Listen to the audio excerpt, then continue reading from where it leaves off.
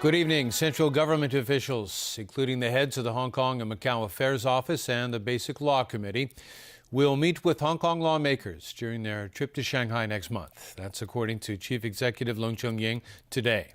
Pan-Democrats have generally welcomed the arrangement, but hope Beijing will be open to their suggestions about the SAR's constitutional reform. João de Silva reports. Chief Executive Leung Chun-ying said today that he had just been informed by Beijing that Wang Guangya, director of the Hong Kong and Macau Affairs Office, and Li Fei, chairman of the Basic Law Committee, will be in Shanghai next month. The two central government officials will discuss issues of mutual concern, including constitutional reform, with Hong Kong lawmakers during their visit to Shanghai. I hope legislators will make good use of this opportunity, Leung said. One of the main sticking points in the constitutional reform debate is how to select candidates for the next chief executive election. While Pan-Democrats have been saying that anything short of open public nomination is not true universal suffrage, the government insists that any discussions must occur within the framework of the Basic Law. And some of the Pan-Democrats have been reluctant to go to Shanghai next month.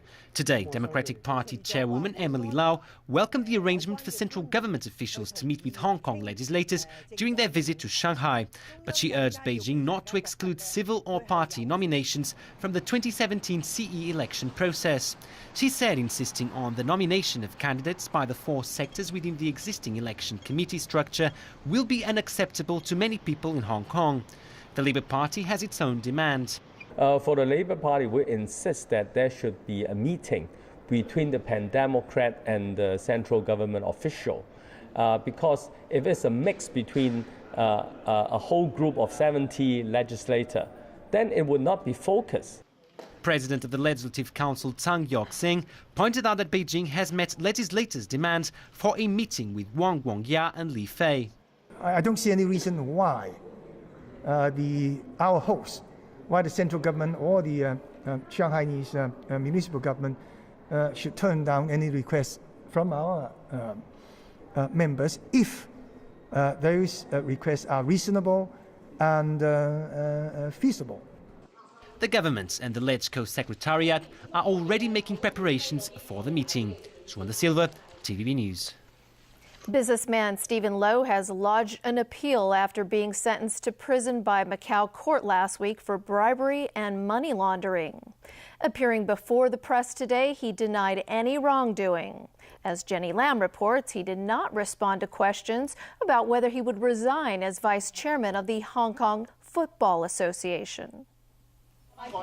3 days after being sentenced to 5 years and 3 months by a court in Macau for bribery and money laundering, Stephen Low, flanked by his wife, said he had lodged an appeal.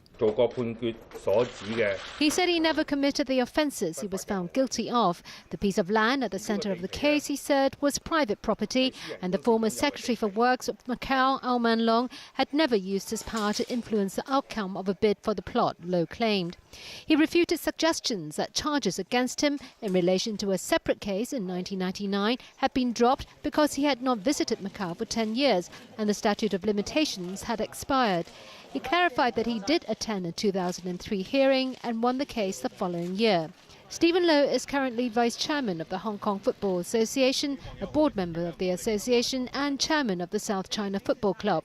Last Friday, Low and Hong Kong tycoon Joseph Lau were sentenced in absentia to 5 years and 3 months in prison each by a Macau court.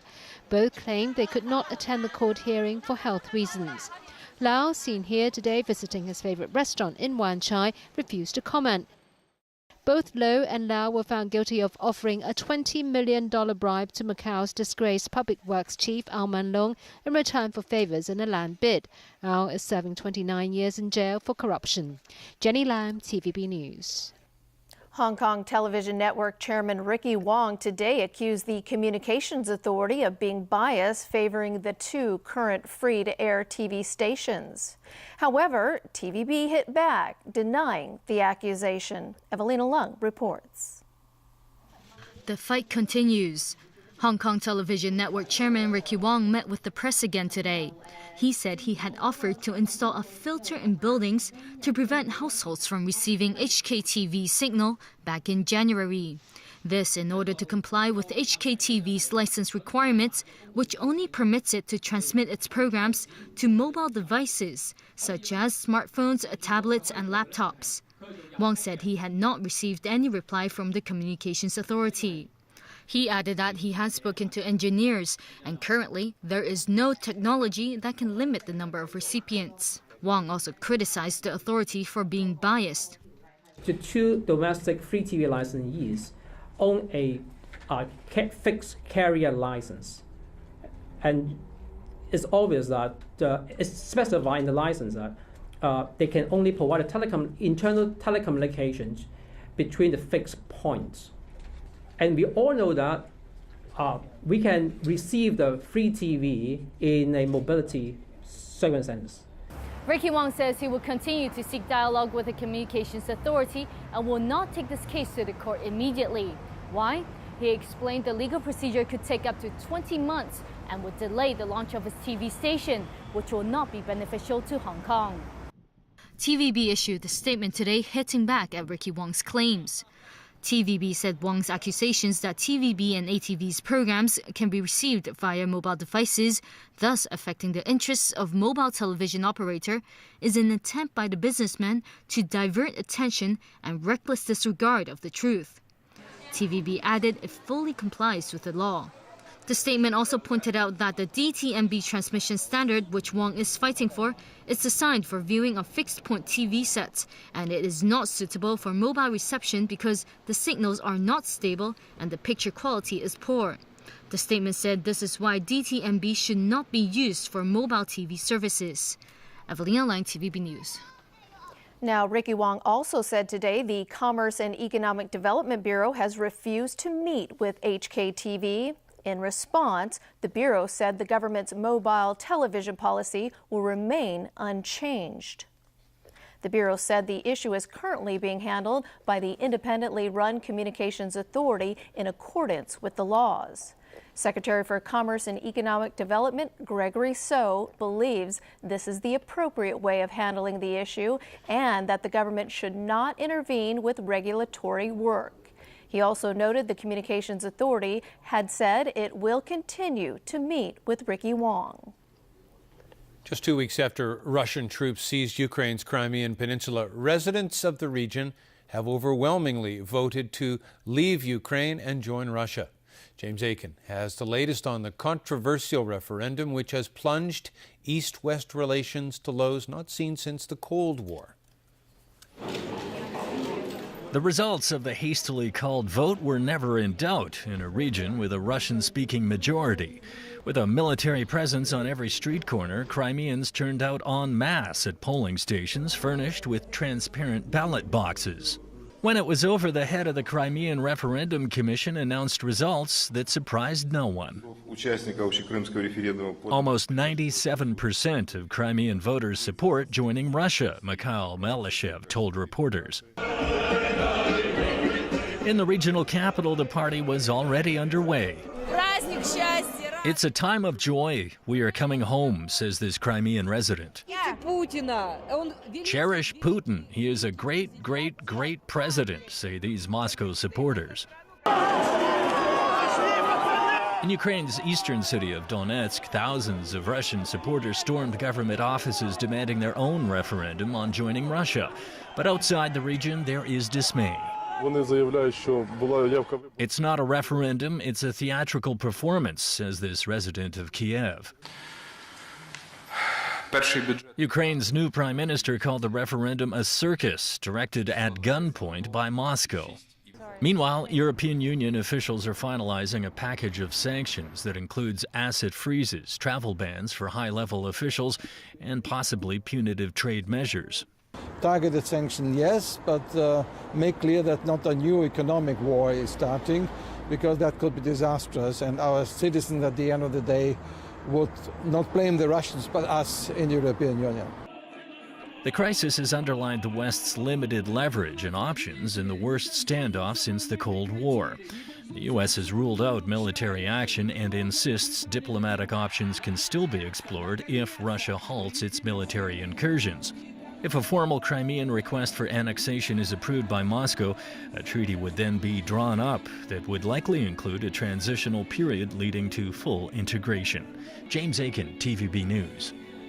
Suspicions of hijacking or sabotage are mounting in that investigation into the missing Malaysia Airlines plane. Investigators are mainly focusing on the two pilots or anyone on board with flight experience. Facts that show the plane went on flying for hours after it dropped off from radar have Malaysian authorities widening their search. All right, good night.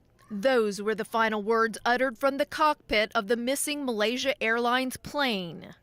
Investigators say the timing and informal nature of that phrase point to hijacking or sabotage because just moments earlier, someone had shut off the plane's data communication system and turned the aircraft sharply to the west.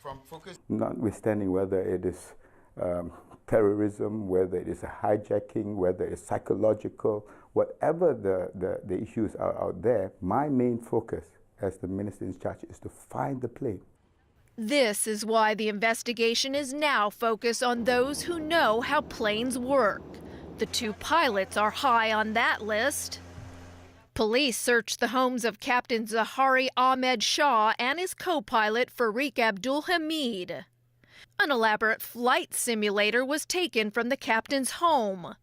Zahari is under intense scrutiny for possible psychological stress. He is an opposition supporter, and one day before the plane vanished, Malaysian opposition leader Anwar Ibrahim was convicted of sodomy and sentenced to 5 years in prison. A flight engineer also on board the plane is being scrutinized, but Malaysian authorities refuse to speculate who or why someone would hijack this plane. We don't have any distress signals. We have nobody claiming that to be responsible for it. Even if there's a hijack, there's no ransom notes. So for me to say and verify whatever speculation out there is probably irresponsible on my part. What they have done is widen their search net to include a vast area. 26 countries are scouring land and seas that stretch from the shores of the Caspian Sea to the far south of the Indian Ocean. Australia has accepted a request from Malaysia to take charge of the southern vector of the search. We will do our duty to ensure that our search and rescue responsibilities are maintained and upheld. Malaysia has also contacted the U.S., China, and France to provide it with whatever satellite data it picked up from the plane. With no trace of the plane 9 days later, the families of those missing wait in anguish and blame Malaysia's government for not widening the search earlier. China is calling for an ease in tensions on the Korean peninsula after North Korea fired 25 short-range missiles into the sea. South Korea's defense ministry has warned Pyongyang to stop what it calls provocative behavior. It said 25 was an unusually large number, but they were obsolete weapons that were likely around 40 years old. Unlike long-range tests, North Korea is not banned from short-range missile launches under UN sanctions. The launches come as annual joint U.S.-South Korean military exercises continue in the region. China's foreign ministry said it hopes all sides can do more to benefit peace and stability on the Korean peninsula. And still ahead in our newscast, 4 to 6 tropical cyclones expected to affect Hong Kong this year. Inadequacies in the performance of portable clothes dryers. And Liverpool defeats Manchester United 3-0.